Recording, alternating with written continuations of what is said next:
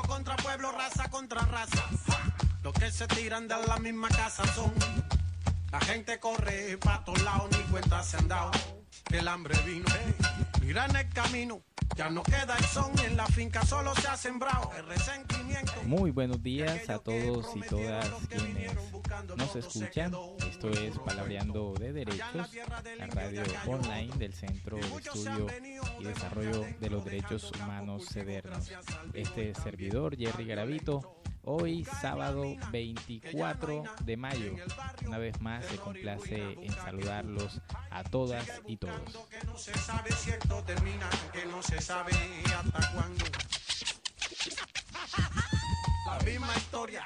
Y hoy con un nuevo tema, una nueva invitada para palabrear, para hablar de derechos. Recuerden ustedes que pueden participar de esta emisión a través de nuestro Twitter en @palabreando o a través de Facebook, búsquenos como Palabreando de Derechos. Recuerden todos y todas que estamos aquí para conversar y hablar de los derechos de ustedes. Y después se quejan que el que roba y tumba y na na na y na na na y na na na y na na na. ¿Dónde está el encanto de nuestro cielo? Bueno, y hoy continuaremos palabreando acerca de los derechos de las víctimas en esta serie de conversaciones que hemos tenido, no seguidas, pero que hacen parte de una serie de los derechos de las víctimas. Hoy vamos a hablar sobre las garantías de no repetición, y para eso tenemos una nueva invitada con nosotros. ¿Dónde está el amarillo, azul y rojo? ¿Dónde está el amarillo, azul y rojo? ¿Dónde está el amarillo, azul y rojo? ¿Dónde está el amarillo? Y nuestra invitada es la doctora Anabel Zúñiga. Ella es abogada, defensora de derechos humanos y está aquí en nosotros en línea, vía telefónica. Buenos días, Anabel. Saluda a nuestra audiencia. Hola, muy buenos días a todas las amigas. Un gusto estar con ustedes hoy. Qué rico compartir la mañana hablando de derechos humanos y de temas tan importantes y interesantes. Gracias, Anabel.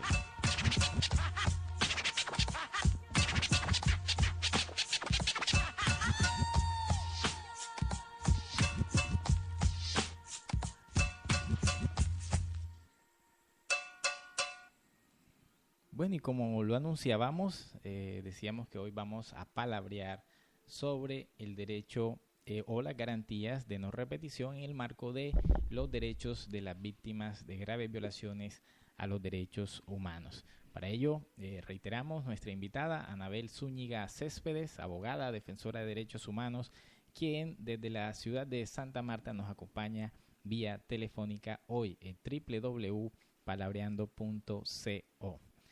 A nuestros oyentes que nos siguen a través de Twitter, a través de Facebook o a través de nuestra página de internet www.palabreando.co, un saludo muy especial para todos. Y bueno, Anabel, entramos entonces en materia, ¿no?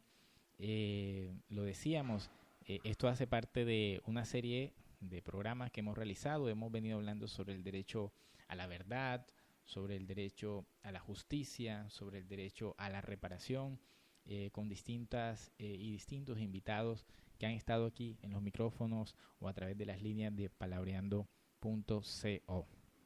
Hoy continuamos esta serie hablando sobre las garantías de no repetición. Anabel, la primera pregunta, esto puede sonar bastante difícil, garantías de no repetición. ¿Qué deben entender nuestros oyentes cuando se les habla de que las víctimas de graves violaciones de los derechos humanos tienen garantías de no repetición? Sí. Bueno, básicamente las garantías de no repetición se mide en esa posibilidad, por ejemplo, o se planteó desde ese escenario formal, de evitar que esos hechos y las conductas que generaron esas graves violaciones, ya sea a nivel individual o a nivel colectivo, vuelvan a suceder, vuelvan a repetirse. Asimismo, tiene un escenario que plantea, por ejemplo, cómo fortalecer ese Estado social de derecho. Así nos lo plantea formalmente, digamos, el escenario creado en el marco de la justicia transicional para evitar que las víctimas de pronto otra vez hechos victimizantes. En ese sentido, entonces, cómo el Estado Social de Derecho se fortalece, cómo la ciudadanía empieza a ser parte activa para evitar que esos escenarios se vuelvan a presentar. Asimismo, todo el tema de reconstrucción del tejido social, todo el tema para poder generar no solamente que los hechos allá vuelvan a repetirse por los grupos que violan, sino cómo se empiezan a crear o a generar un escenario de convivencia que tenga como eje central la paz.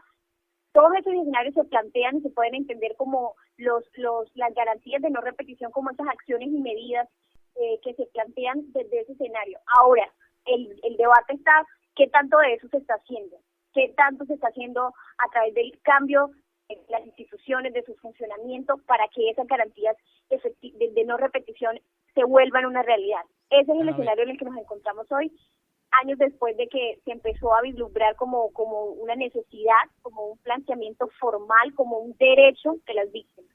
Anabel, bueno, vamos por partes, ¿no? Porque, digamos, tenemos media hora para conversar y para palabrear sobre este tema realmente importante, como tú lo has mencionado, ¿no?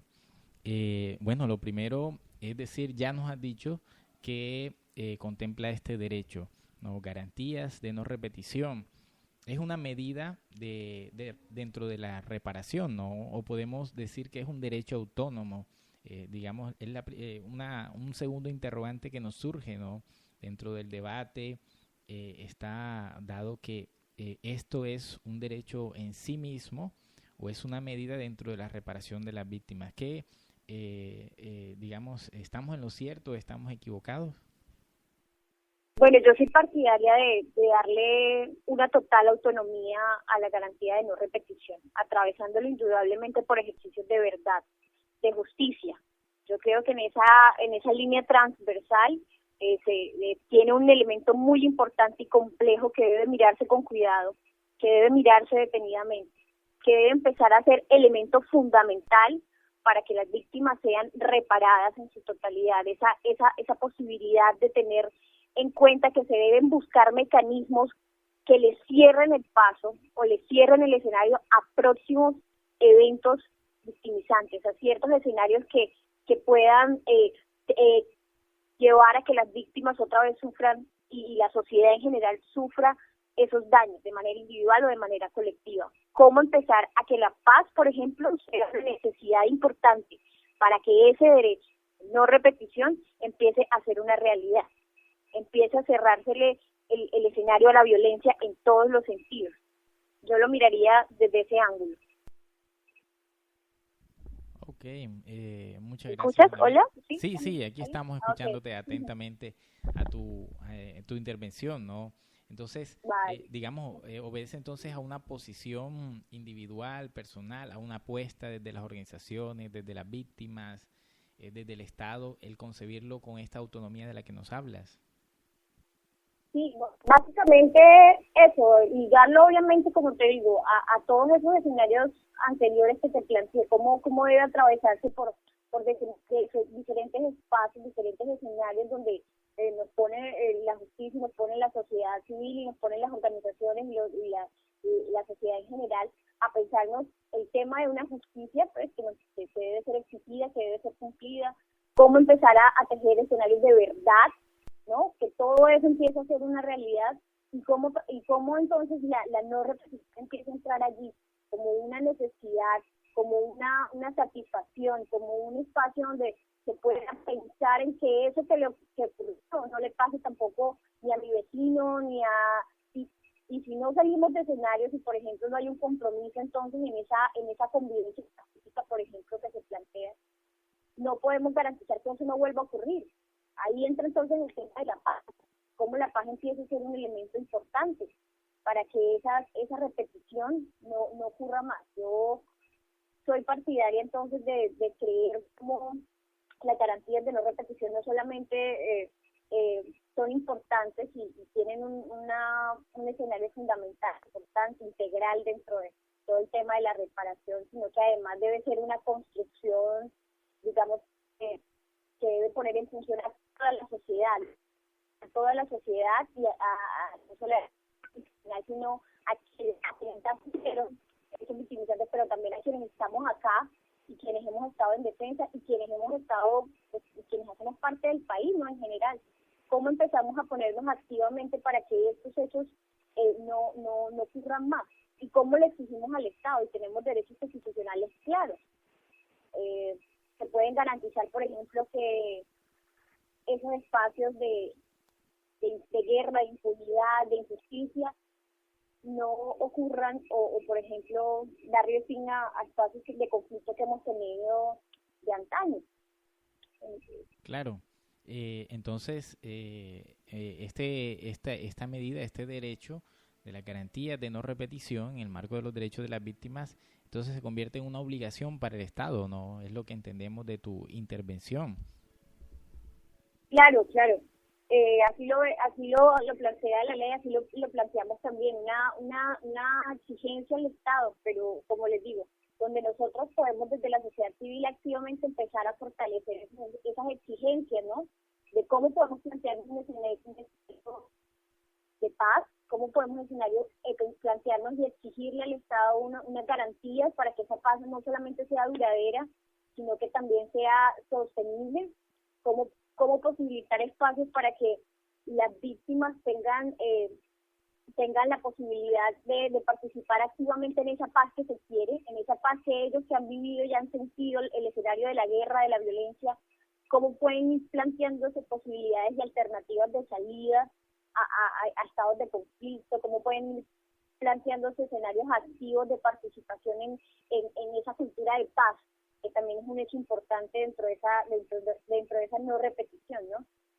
¿Quién más que los que han sufrido la violencia como para saber cómo se puede empezar a hablar de paz y cuál sería la paz que quieren y que podría ser a largo plazo duradera y satisfactoria y que garantice que esos actores, por ejemplo, que han tomado la violencia como proyecto de vida empiezan a tener otras alternativas diferentes, garantías por parte del Estado para poder tener escenarios diversos, diferentes al de la guerra, al de la violencia, al del actuar a través de las armas. El tema de las garantías políticas, cómo empieza a ser ahí también un escenario importante, ¿no?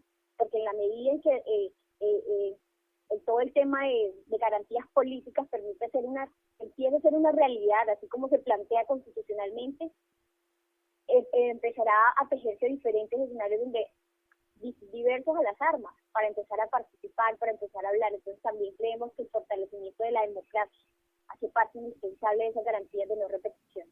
Es todo un tema un poco más amplio que podemos ir estudiando un poquito más lento con esta conversa larga que tenemos para allá.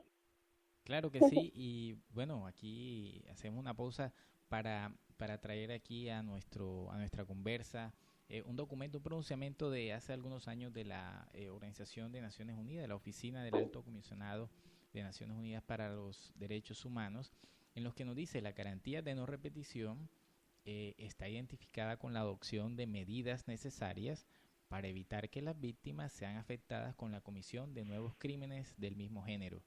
De esta forma de reparación hacen parte medidas para prevenir la perpetración de conductas criminosas mediante diversas acciones. Entre las medidas de prevención se encuentra, y aquí señalan una serie de medidas, por ejemplo, dice, la disolución de grupos armados no oficiales vinculados directa o indirectamente al Estado o de grupos paraestatales. Otra medida que señala este mismo documento es la derogación de leyes y jurisdicciones de excepción. Otra medida son las medidas administrativas de otra índole relativas a los agentes del Estado implicados en violaciones de graves violaciones a los derechos humanos, ¿no?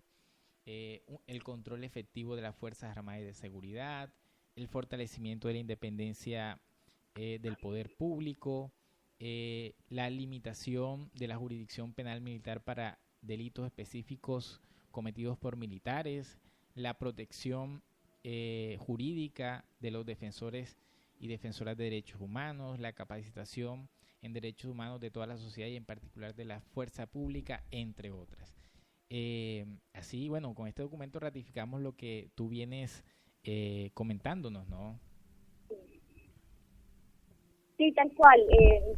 Creo que los amigos que nos escuchan no saben muy bien el escenario que se ha manejado en los últimos años, ¿no? Esta democracia, digamos, tan estrecha, que ha manejado el país, que ha permitido ampliar el escenario de la impunidad, de esa insatisfacción, digamos, que sienten no solamente las víctimas, sino la sociedad en general respecto al tema de la justicia, respecto al ejercicio en el que el Estado ha actuado y también ha hecho, por ejemplo, que no se tenga digamos, un concepto muy sólido de lo que puede ser ese escenario de justicia, que han dado unos marcos de impunidad, digamos, muy, muy amplios.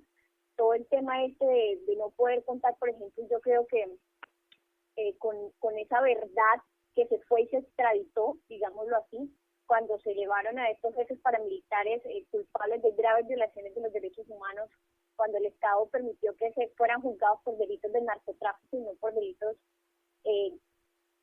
graves violaciones de los derechos humanos como los que cometieron acá. Esas insatisfacciones empiezan a decirnos, bueno, ¿qué escenario de justicia y de verdad y de no repetición dentro de poco tiempo estarán regresando, digamos, al país o estarán con penas muy cortas?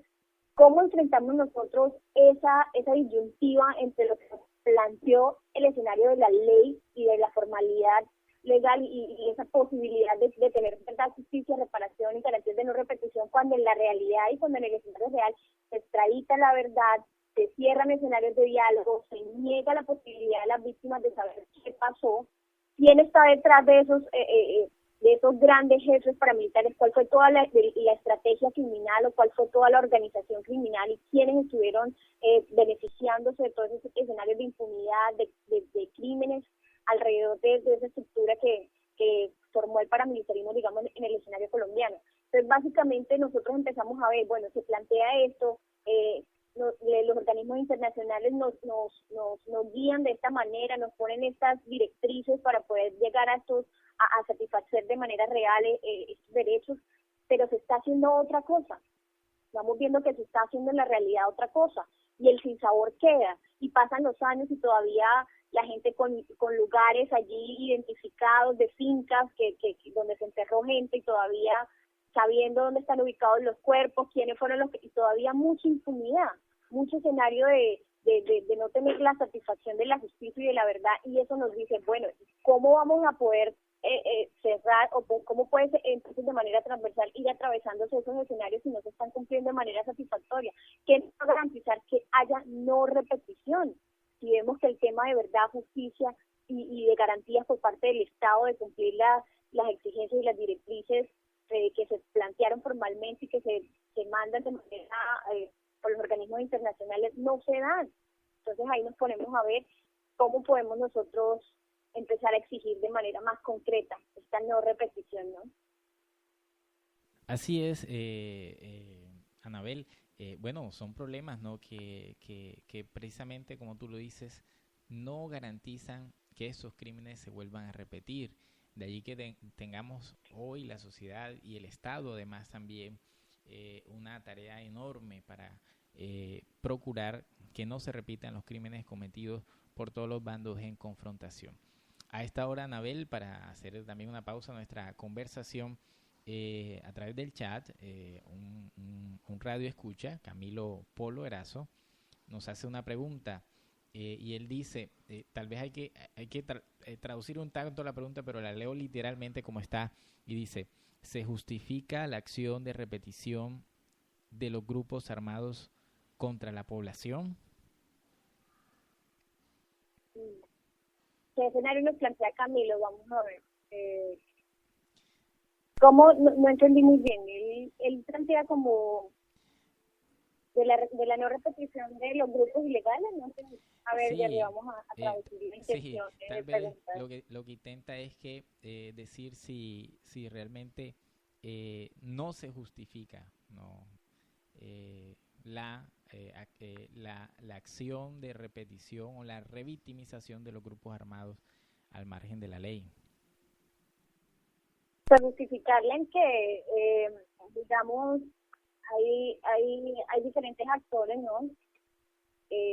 Por supuesto que no se justifica de ninguna manera, ¿no? La revictimización, claro, hay precisamente en los escenarios de justicia transicional, los grupos armados, digamos, asumen posiciones, compromisos en los que no justifican volver a repetir estos crímenes, ¿no? Pero también, además que también tienen sanciones, ¿no? Tienen sanciones, y hay sanciones y también pues eso, por ejemplo, esa repetición, digamos, de escenarios de violencia se van constituido en un círculo, digamos, y un escenario de la realidad colombiana. Obviamente no se justifica, es un tema totalmente para señalar y para exigir sanciones ejemplares y todo eso, pero ha sido como un escenario de la realidad nacional, ¿no? Lastimosamente todo ese círculo de violencia, digámoslo así, que se ha pasado de actores que pronto salen a la cárcel y vuelven otra vez, empiezan a reagruparse o que cometen y siguen en el mismo círculo de violencia porque digamos que no ha habido como una salida o una desestructuración real de los escenarios de violencia y de la guerra y todo sigue siendo todavía un escenario, digamos, en espiral, que nos ha conducido otra vez a seguir cometiendo estos graves hechos y atentando desde todos los grupos armados a la población. Sí, igual para Camilo, que es uno de nuestros fieles radioescuchas, y para todos nuestros otros escuchas que están allí también pendientes de www.palabreando.co, decirles que las garantías de repetición son obligaciones hoy del Estado, ¿no? El Estado es quien debe garantizar hoy a las víctimas que los grupos no se vuelvan a rearmar, realizar cambios institucionales para que las víctimas que son de crímenes de Estado, estas conductas no se vuelvan a dar al interior de las fuerzas públicas, y entre otros, ¿no? La garantía de no repetición es una obligación que tiene el Estado para procurar que los crímenes no se vuelvan a cometer como tal. Así es. Bueno, en ese sentido yo también me estaría viendo como... claro, adelante. Como todos esos escenarios que empezamos a ver como bueno, qué tanto está haciendo el Estado o qué tanto se está haciendo con responsabilidad de parte del Estado para cerrarle espacio a mecanismos de impunidad.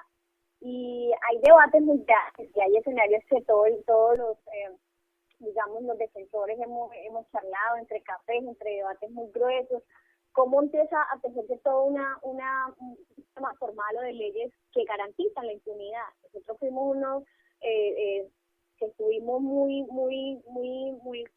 digamos pendientes y muy atentos al debate de todo lo que fue el tema del episodio militar, ¿no? Todo el tema de esa, digamos, esos retrocesos que hemos tenido en la práctica y que sabemos que cuando se amplían y cuando se le da mucho campo, lo que hacen es que el índice o se amplíen, digamos, la violación a los derechos humanos, se empiece a dar, se amplíe todo el tema de impunidad. Entonces, todos esos debates de cómo a nivel formal hemos visto que no se trata de avanzar, sino que por el contrario se trata a veces de buscar como un retroceso o se le da amplitud a escenarios que sabemos que pueden ser complejos y que pueden generar luego dificultad para que los defensores de derechos humanos actúen, para que las víctimas puedan tener garantías y exigencias. Y también hay debates gruesos como todo el tema de lo que sigue ocurriendo con las ejecuciones extrajudiciales. Todavía estamos viendo que hay mucha amplitud, hay mucha laxitud por parte del Estado en esos crímenes, todavía sigue ocurriendo, siguen pasando escenarios complejos como esos. Hace poquito hubo una ejecución de dos campesinos, uno fue descendiente de un indígena, no recuerdo exactamente el lugar donde ocurrieron los hechos, pero estuve atenta a la noticia, y las víctimas, y primando esa información que daban las víctimas, decían que eran campesinos, que era gente del escenario rural, y todavía pues los pasaron allí con los soldados, diciendo que era bajo combate. Entonces todo eso empieza a ser, y pasándose aparte como escenarios de efectividad de las Fuerzas Armadas. Entonces sale la declaración del comandante, tal, y no sé qué, y dándole esos espacios al Estado a que siga pasando. Entonces, ese compromiso creemos que es necesario, es indispensable. Creemos que ese escenario pacífica y de exigencia real y de compromiso real por parte del Estado en garantizar que esos hechos no ocurran, en lograr que esos escenarios de no repetición se vuelvan una realidad, precisamente cerrándole filas a escenarios de impunidad, como la creación de esas leyes que permiten que se actúe y que se vulneren derechos con total éxito, con total complacencia y con total, digamos, posibilidad de actuar por parte de los organismos de control y de la justicia ordinaria, digámoslo así. Bueno, Anabel, gracias por tu intervención. Bueno, Anabel, yo creo que no podemos ser ajeno al escenario, al contexto propio de nuestro país. Mañana hay elecciones presidenciales. Sabemos que quien dirige a nuestro país tiene un papel fundamental en la garantía de esta medida, de este derecho, el garantizar la no repetición de los crímenes, combatiendo a los grupos, desarticulándolos, firmando la paz en otro escenario, a través del diálogo, garantizando reformas constitucionales, no expidiendo leyes nocivas o lesivas como el fuero penal militar, entre otras, ¿verdad? Hoy el mensaje tal vez no lo vamos a pedir para nuestros oyentes, para las víctimas, aunque si es así, pues también bienvenido.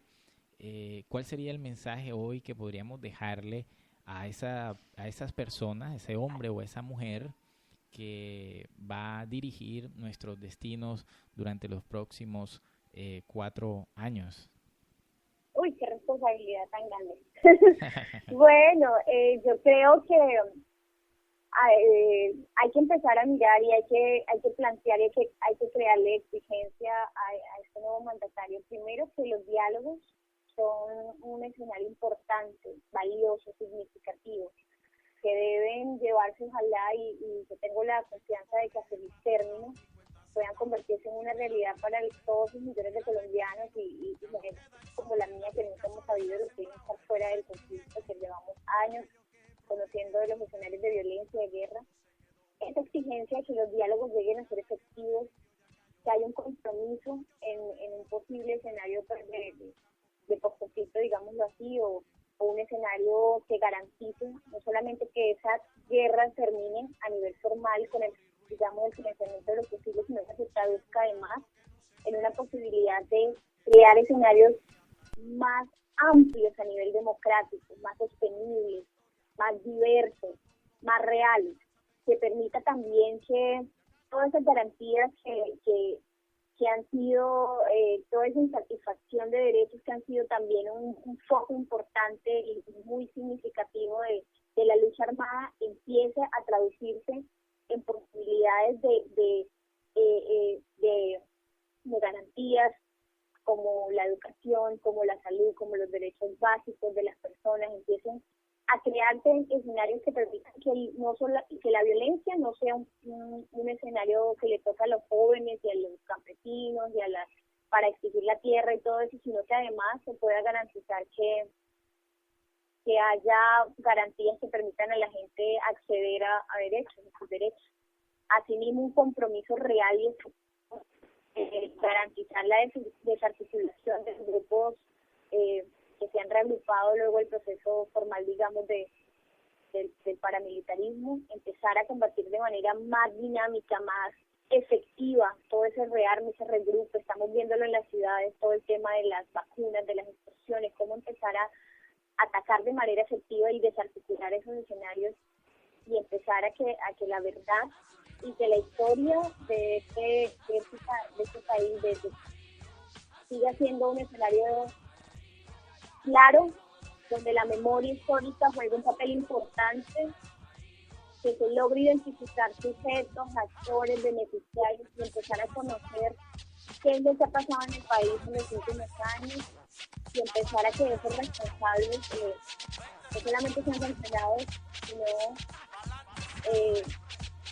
le respondan a las víctimas y a la sociedad colombiana en general por los hechos que se han cometido en los últimos de guerra, digamos, complemento en estos diferentes escenarios, tanto habiendo como una exigencia o como una responsabilidad que asumiría el próximo candidato, el próximo presidente.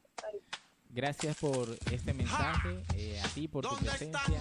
Se nos ha vencido el tiempo. Recuerden www.palabreando.com.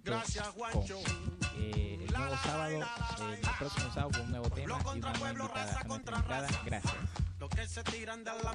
Gracias a ustedes. La gente corre.